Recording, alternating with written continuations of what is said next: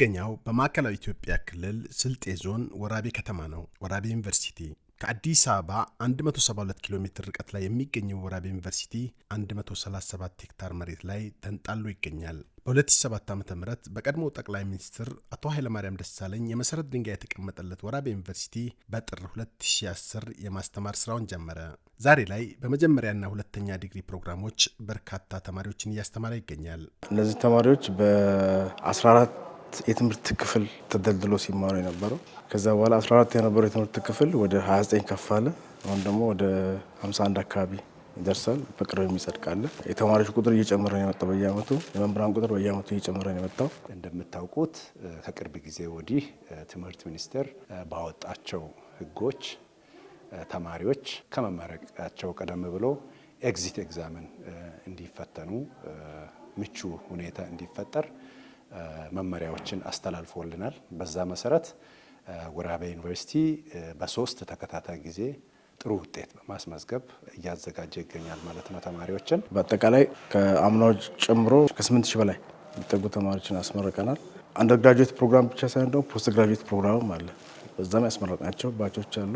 ወራቤ ዩኒቨርሲቲ ጥራት ያላቸው የምርምር ስራዎች እንዲሰሩ በምሁራኑ ከወረቀት ነጻ የምርምር ስራዎች የሚሰሩባቸውን ሶፍትዌሮች አበልጽጓል። ከምርምር አንጻር ከባለፉት ጊዜያት ጀምሮ ትምህርት ሚኒስቴር በዩኒቨርሲቲዎች ውስጥ የሚሰሩ የምርምር ስራዎች ቲማቲክ እንዲሆኑ አቅጣጫ ተቀምጧል።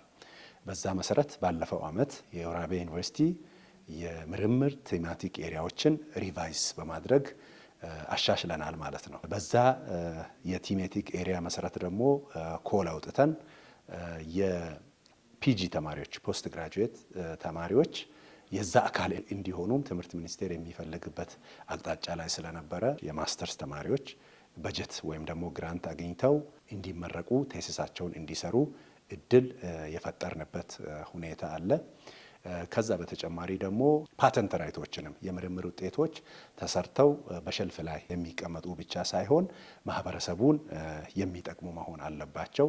ዩኒቨርሲቲውን ደግሞ እይታን የሚጨምር መሆን አለበት። ከዚህ አንጻር ባለፈው አመት ብቻ 4 ፓተንት ራይቶችን ከኢትዮጵያ አእምሯዊ ንብረት ባለስልጣን አግኝተናል ማለት ነው። ለምሳሌ ሪምስ ሪሰርች ኢንፎርሜሽን ማኔጅመንት ሲስተም በእኛው መምህራን በእኛው በጀት ተደግፎ የሰሩት ነው። የሪምስ ከሌሎቹ ሪምሶች ለየት የሚያደርገው ከጅምሩ እስከ መጨረሻው ድረስ ከወረቀት ንክኪ ነፃ የሆነ ሲስተም ነው።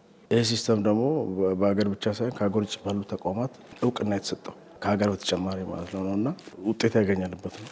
ይህንን ሲስተም ደግሞ ብዙ ዩኒቨርሲቲዎች በግዢ መልክም እየጠየቁን ስለሆነ ፓተንት ራይትም ኦልሬዲ እዚህ አካባቢ ላይ ስለወሰድን በቀጣይ የበለጠ የተሻሻለ እንዲሆን አድርገን ለሽያጭም የምናቀርብ ይሆናል ማለት ነው። ወራቤ ዩኒቨርሲቲ በተለያዩ ዘርፎች የማህበረሰብ አገልግሎት ስራዎችን እየሰራ ይገኛል። የጦራ ማህበረሰብ ፋርማሲ እንደ አብነት ይነሳል። እኔ ከጅማ ዩኒቨርሲቲ ነው የመጣው። ጅማ ዩኒቨርሲቲ ደግሞ ያር እንደ ኮሚኒቲ የሚል ሞቶ አለው። እዛ ኮሚኒቲ ላይ ብዙም ሰርቻለሁ። ስለዚህ በጣም የምወደው እንደ ተቋም መደረግ ያለበት ነገር ስለሆነ ያን ነገር ወደዚህ እንዲመጣ የራሴን አስተዋጽኦ አድርጌያለሁ። በዚህ መሰረት በርካታ ስራዎችን ሰርተናል። ኮሚኒቲ ላይ ለምሳሌ ማህበረሰብ ፋርማሲ ይህን ስናደርግ ዝም ብለን የከፈትነው ቦታው ያስፈልገዋል ብለን ስላመንን የከፈትነው በመድኃኒት እጦት ምክንያት ሰዎች እየሞቱ ስለሆነ እነሱ መታደግ ስላለብን ፋርማሲውን ከፍተናል። ስንከፍት እንደ ማንኛውም ፋርማሲ ሳይሆን ማህበረሰቡ አፎርድ በሚያደርግ መልኩ ነው መድኃኒት እያቀረብን ያለ ነው። ይሄ ማህበረሰብ ፋርማሲ ማህበረሰቡን ከማገልገል ወይም ደግሞ ከመጥቀም ባሻገር ደግሞ ለዩኒቨርሲቲው በትንሹም ቢሆን ገቢ ጄኔሬት የሚሆን ወይም ደግሞ የሚያደርግ ሆኖ አግኝተነዋል ማለት ነው። ደካማ የሆኑ አርሶ አደሮች አሉ። እነሱን የሰብል አጨዳ ስራዎች አጠቃላይ የግቢ ማህበረሰብ በየአመቱ የሚያከናውናቸው ስራዎች ነው። ሌላኛው በጣም የተቸገሩ ተማሪዎች አሉ፣ ልጆች አሉ፣ ቤተሰቦች አሉ። ልጆቻቸውን የትምህርት ቁሳቁስ መደገፍ ያቃታቸው እነሱም በየአመቱ ሁሌ መስከረም ላይ መደገፍ ስራዎችን ሰርተናል። ሌላው በትምህርት ዘርፍ ደግሞ እጅግ በጣም በርካታ ስራዎችን እንሰራለን። የመጀመሪያውና በጣም ትልቅ ውጤት እያስገኘ ነው ብለን የምንወስደው ቲቶሪያል ነው። ባለፉት 2 አመታት ከ20 ማዕከላት በላይ ወደ 42 ትምህርት ቤቶችን በየሳምንቱ እየሄደን ቲቶሪያል እየሰጠን የ12ኛ ክፍል ውጤት ኢቭን እንደ አገር እየጨመረ መምጣቱን የሚያመላክቱ መረጃዎች አሉ።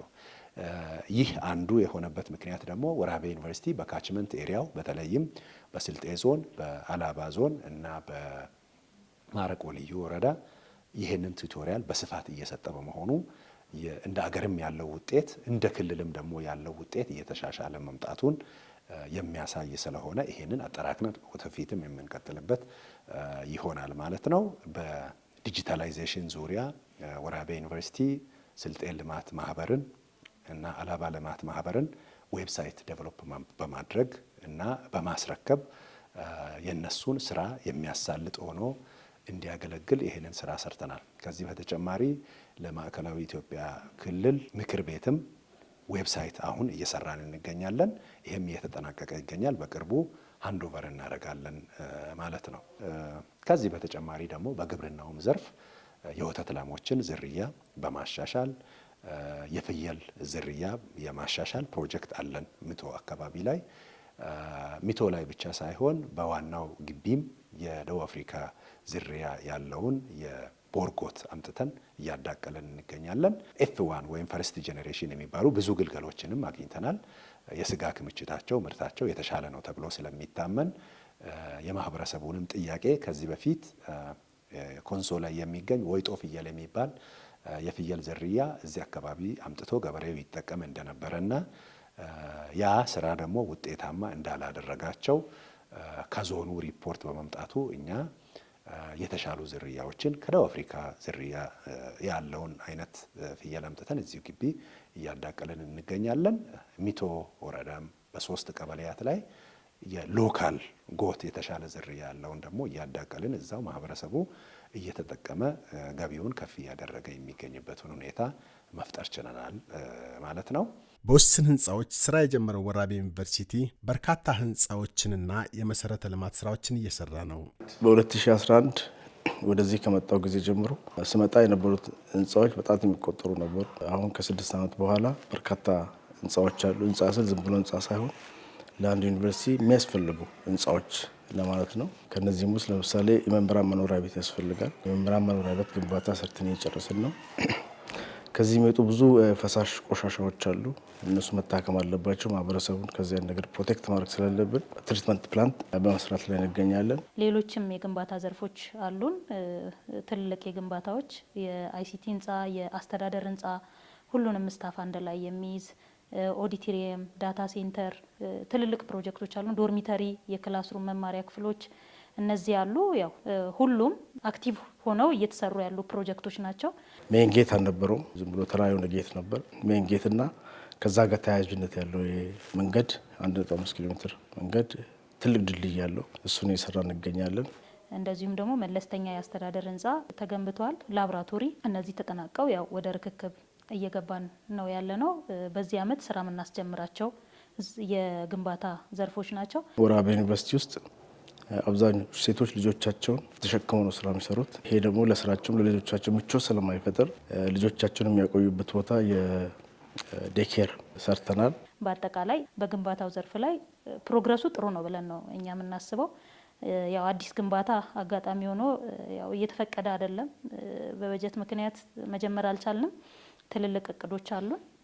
ያው ሲፈቀድልን ወደፊት የምናስኬዳቸው ሆኖ ግን አሁን ያሉት ግንባታዎች አክቲቭ ሆነው እየተሰሩ ነው ያሉትና ቅድም ከጠቀስኳቸው በተጨማሪ ዳታ ሴንተር ዘንድሮ አጠናቀን የምንረከበው ቀጣይ አመት ጀምሮ ያው ዲጂታላይዜሽን ስራዎቻችንን የምናሳልጥበት ይሆናል ማለት ነው። ዩኒቨርሲቲውን ለግቢው ማህበረሰብና ለተገልጋዮቹ ምቹና ሳቢ እንዲሆን በውስጥ አቅም የመዝናኛ ስፍራ ተገንብቶ ምቹ የስራ አካባቢ ተፈጥሯል። አዲስ አበባ ስንሄድ የምናያቸው በርካታ ነገሮች ነበሩ። የወራቤ ዩኒቨርሲቲ ማኔጅመንት ቲምና አጠቃላይ ማህበረሰቡ ደግሞ ለውጥ ማየት ይፈልጋል። እኛ አይተን ስንመጣ ይህን ነገር የተወሰነ ቦታ ማድረግ አለብን ብለን ወሰንን። ያን ስናደርግ ግን እንደ ካፒታል ፕሮጀክት ስለሆነ በዛ በኩል ማድረጉ አስቸጋሪ ስለሚሆን የማቴሪያል ግዥ በመፈጸም ብቻ ውስጥ ባለ አቅም ባለሙያዎች በብዛት አሉ ግቢ ውስጥና እነሱን በመጠቀም ነው ፊት ለፊት ያየውን የኮሪደር ልማት የሰራ ነው። ይህንን አስፍተን የተማሪዎች መዝናኛ ቦታዎች፣ ስታፎቻችን ወጥተው ሪፍሬሽ የሚያደርጉባቸው ቦታዎች፣ ሪክሬሽናል የሆኑ አካባቢዎችን ለመፍጠር ያው እየሰራን ያለንበት ሁኔታ ነው ያለው። የጀመርነውን እናስቀጥለዋለን ብለን ነው የምናስበውና አሁን እዚህ ፊት ለፊታችን የምናየው በጣም ሳቢ የሆነው አካባቢ በተቋማችን ግቢ ውበት የስራ ክፍል የተሰራ ስራ ነው ማለት ነው። ግቢ ውስጥ ያሉ የምህንድስና ስራዎች ለምሳሌ የብረታ ብረት ስራዎችን፣ የእንጨት ስራዎችን ውጭ ማሰራት ካቆምን በጣም ቆይተናል። እኛ ወርክሾፕ አለ። እነሱ ወርክሾፖች ናቸው እየሰሩ ያሉት።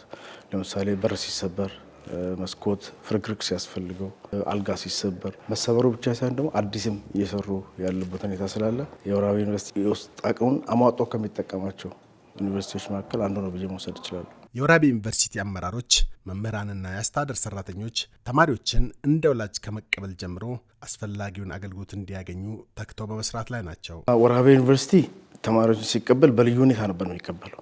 ኮሚቴ አደራጅተን እንኳን ደህና መጣችሁ የሚሉት የሀገር ሽማግሌዎችን አዘጋጅተን የከተማ መስተዳደር ባለበት ቤተሰቦቻቸው ተረጋግተው ምንም እንዳያስቡ አድርገን እየላክን ነው ተማሪዎችን ስንቀበል የነበረው። አሁን ያቀጥሏል። መቀጠል ብቻ ሳይሆን ከዘንድሮ ጀምሮ የወራቤ ዩኒቨርሲቲ ተማሪዎችን ከወራቤ ከተማ ማህበረሰብ ጋር የቤተሰብ ትስስር ፕሮግራም ጀምረናል። የወራቤ ማህበረሰብ አንዳንድ ተማሪዎችን እንደ ወላጅ እንዲወስዱ እንደ ወላጅ አድርገው እንዲቀበሏቸው የማድረግ ስራዎችን ሰርተናል። ይሄን ለማድረግ ያው ከግቢ ነው የጀመርነው። ግቢ መምህራኖች ፈቃደኛ ሆነው ተማሪዎችን የመውሰድ ስራ እየተሰራ ይገኛል።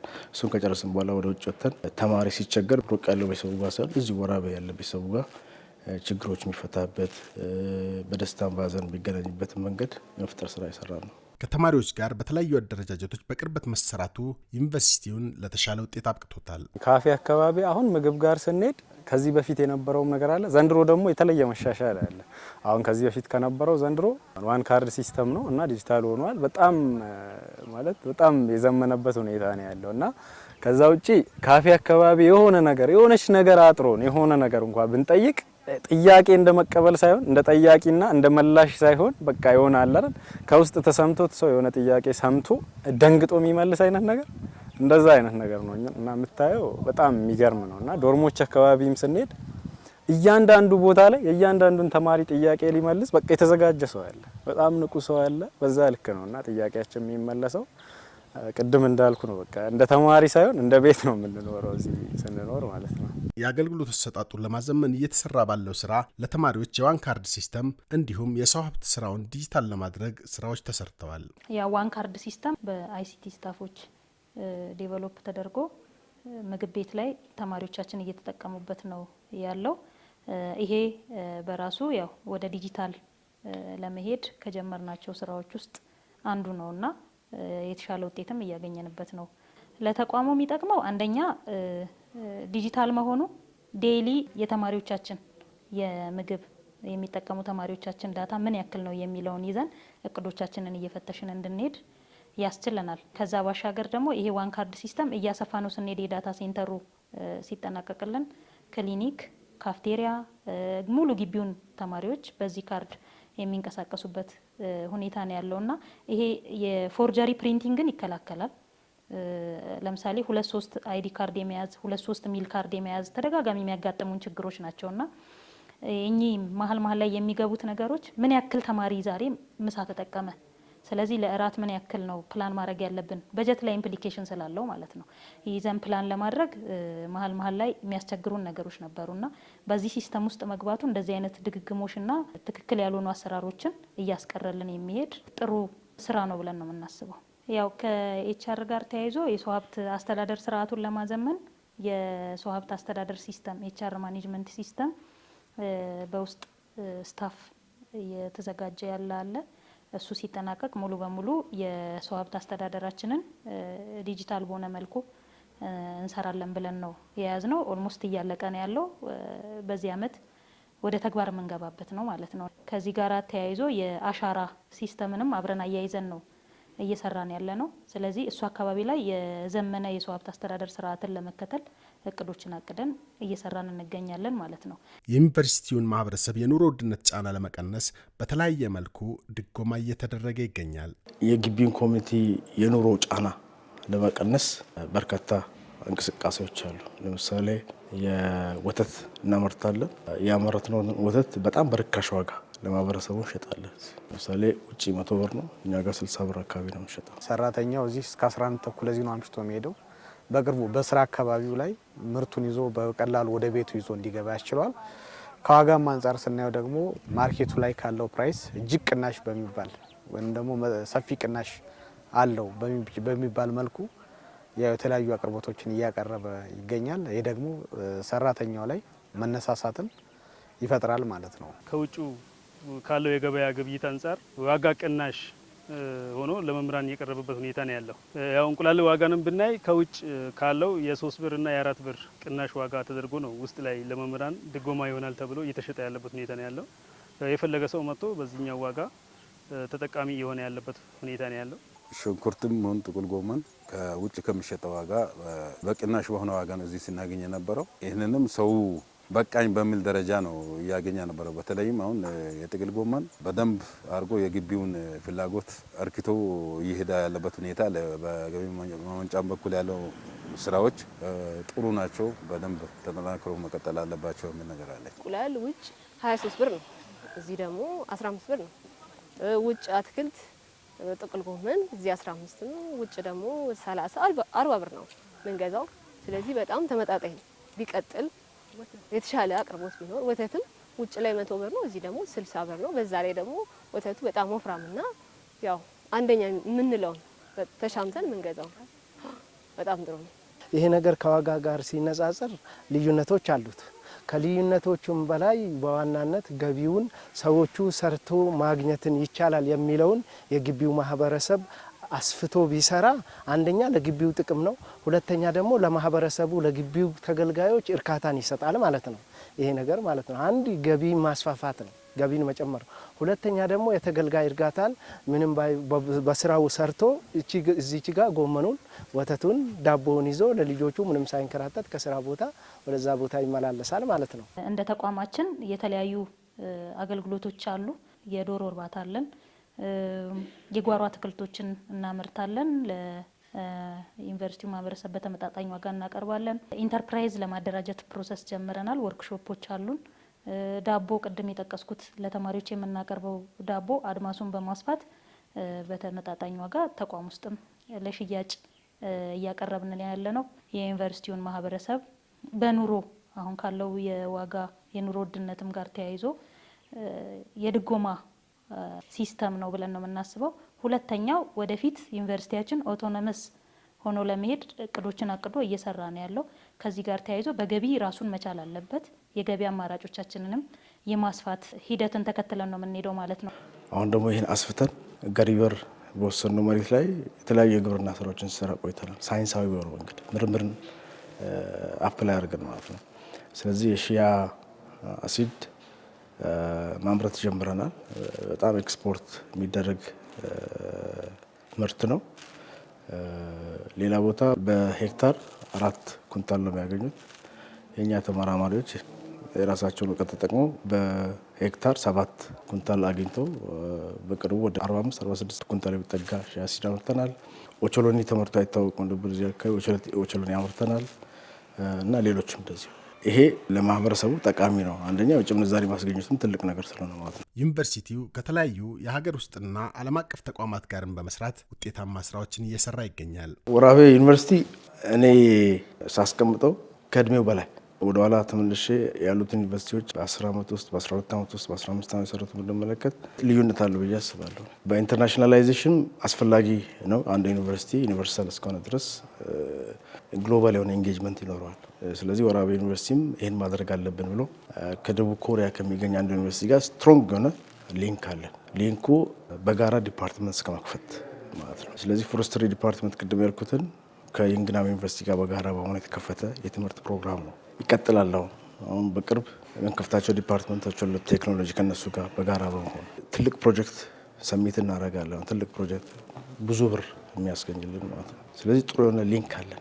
እሱ ብቻ አይደለም፣ የዩኒቨርሲቲው ስታፍ ኤክስቼንጅ እንዲኖር ያንግነም ዩኒቨርሲቲ ድረስ ስታፎቻችን ሄደው እንዲጎበኙ እድሎችን ፈጥረዋል።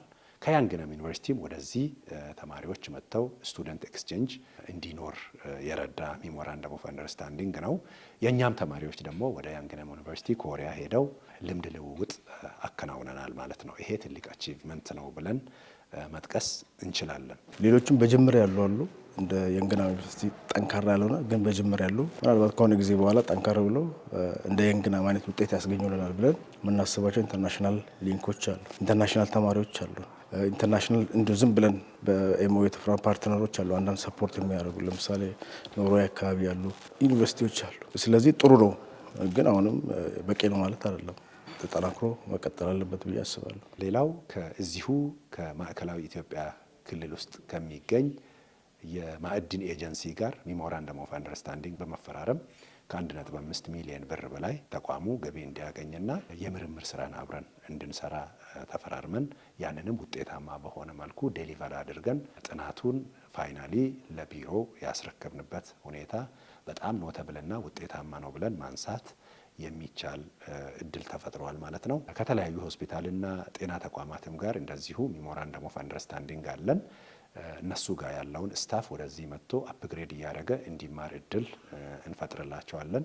የእኛ ተማሪዎች ደግሞ በነፃ ሄደው በተለይም የኮሌጅ ኦፍ ሄልዝ ኤንድ ሜዲካል ሳይንስ ተማሪዎች ፕራክቲሳቸውን እዛው በጤና ተቋማትና በሆስፒታሎች እየሄዱ በነፃ የሚሰሩበትን እድል ፈጥሮልናል ማለት እችላለሁ። ከቋንቋ ጋር በተገናኘ ጥሩ ስራዎችን ጀምረናል። አማርኛ ቋንቋ አለ፣ ስልጥኛ ቋንቋ ጀምረናል።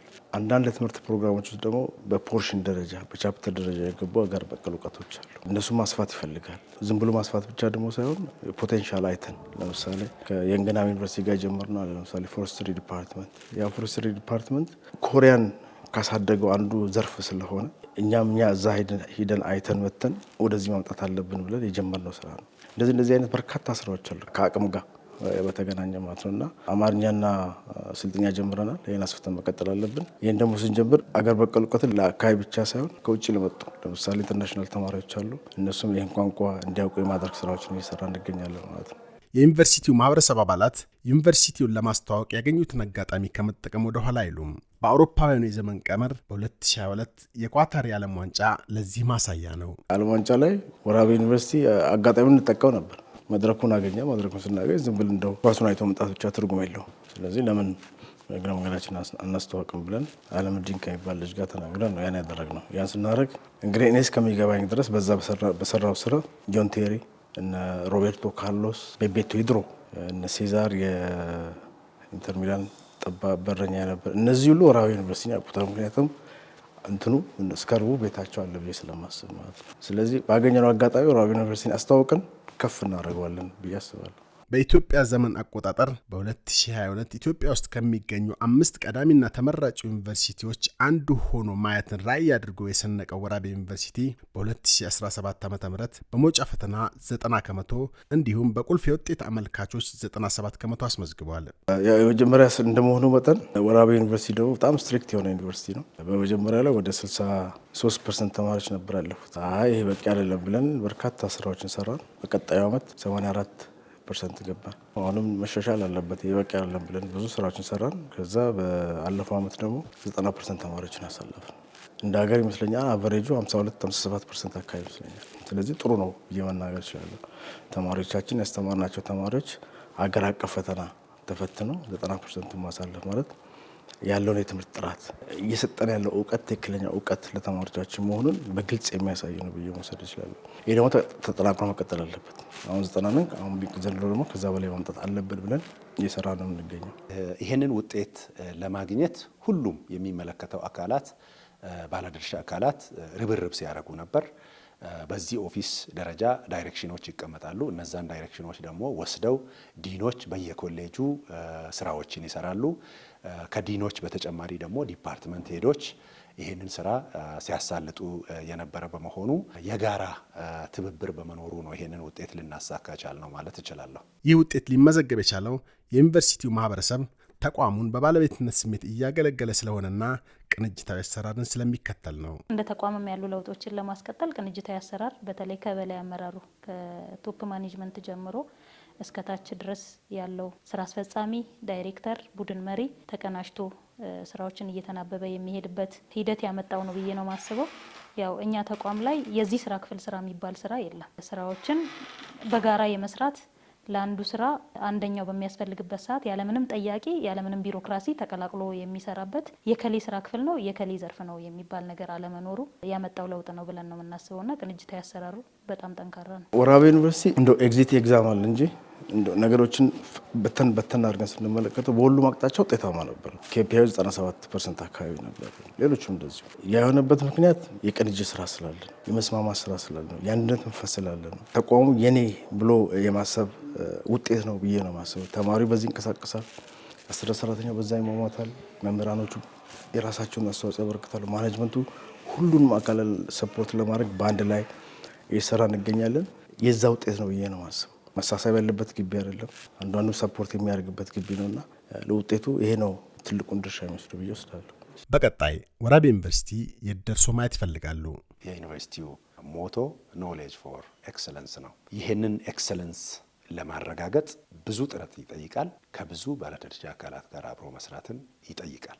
ስለሆነም የኛ ኃላፊነት ተቋሙ ኤክሴል እስከሚያደርግ በኢትዮጵያ ውስጥ ከሚገኙ ኮምፕሬሄንሲቭ ዩኒቨርሲቲዎች ውስጥ ቀዳሚ ሆኖ እንዲገኝ የበኩላችንን ድርሻ መወጣት፣ ከኛ ጋር አብሮ የሚሰሩ ተቋማትንም ሆነ ግለሰቦችንን ስታፎችንን ይዘን ወደፊት በትክክለኛው ዳይሬክሽን መምራት ስንችል ተቋሙ ወደ አስቀመጠው ራዕይ ይጓዛል ብዬ አስባለሁ። ይህን ስናደርግ በመማር ማስተማር፣ በምርምር፣ በማህበረሰብ አገልግሎት አጠቃላይ ከማህበረሰቡ ጋር ተቀናጅቶ በመስራት የተሻለ ስራ ሰርቶ አካባቢውን፣ ማህበረሰቡን ብሎም ሀገሩን ሰርቭ ማድረግ የሚችል ተቋም መፍጠር ነው። እኔ 2011 ላይ ስመጣ የሐዋሳ ዩኒቨርሲቲ ተማሪ ወራቤ ዩኒቨርሲቲ አውቀው ነበር። በጆሮ የሰማሁት ቁጭቱ ስከቶኝ ነበር። እሱ እንዴት ሐዋሳ ዩኒቨርሲቲ ያለ ተማሪ ወራቤ ዩኒቨርሲቲ እንዴት አያውቅም?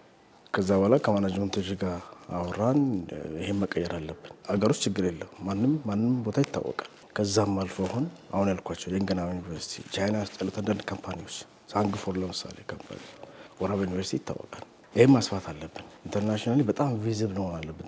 ኖሮ ያለ አንድ ሰው ወራቤ ዩኒቨርሲቲ እንዲያውቅ ማድረግ መቻል አለብን። ወራቤ ዩኒቨርሲቲ ምንድን ነው ሲባል ወራቤ ዩኒቨርሲቲ እኮ ይሄን እየሰራ ያለ ዩኒቨርሲቲ ነው ብለን መናገር መቻል አለብን። ጀምረን አለ እሱ ለምሳሌ ናሽናሊ ፓተንቶች አሉ፣ 5 ፓተንት አለ። ይሄ ለውቅና አንዱ መሳሪያ ነው ብዬ ነው ማስበው። ለምሳሌ ሪምስ ወራቤ ዩኒቨርሲቲ ስራ አሁን ሺያሲድ ብራንድ ልናደርግ ነው። ብራንድ በምናደርገው ኤክስፖርት እናደርጋለን። ኤክስፖርት ስናደርግ የወራቤ ዩኒቨርሲቲ ምርት መሆኑ ይታወቃል። ራሳችን ያስተዋወቅን እንሄዳለን ማለት ነው። ስለዚህ ወራቤ ዩኒቨርሲቲ የሚጠብቀው ዓለም ላይ ካሉ ኤቭሪ ኮርነር ላይ ሰዎች እንዲያውቁት ቪዚብል እንዲሆን ነው ፈልገው። ወራቤ ዩኒቨርሲቲ ለሀገራችን ሕዝብ ኑሮ መሻሻልና እድገት አስተዋጽኦ የሚያደርጉ በእውቀት በክህሎትና በስነ ምግባር የታነጹ ባለሙያዎችን ማፍራት፣ ችግር ፈቺ ጥናትና ምርምሮችን መስራትና ተደራሽ ማድረግ እንዲሁም ፋይዳ ያለውና ዘርፈ ብዙ የማህበረሰብ አገልግሎት የመስጠት ተልዕኮውን አጠናክሮ ይቀጥላል። ሰላም።